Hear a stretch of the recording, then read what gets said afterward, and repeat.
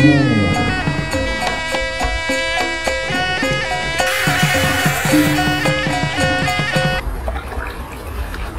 ni buat air soya.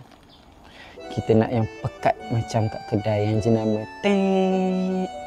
Ni 1 kilo yang dah kembang. Saya dah transfer periuk. Blender dulu kejap. Dah lumat, kita tapis. Make sure tangan bersih tau. Ulang step ni beberapa kali sampai penuh. Kita tapis lagi habuk-habuk dia. Kita rebus satu pasu dulu. Pati soya tadi kita boleh blend sampai 2 atau 3 kali. Air dia masih pekat lagi. Ni yang last kita jangan blend banyak-banyak nanti tak pekat. Banyak dapat 1 kilo ni. Nak wangi kita masukkan daun pandan. Nanti tambah gula sendiri. Soya tadi kita minum dengan gula Melaka.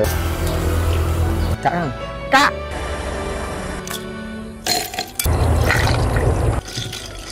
Sedap, pekat, wangi, manis.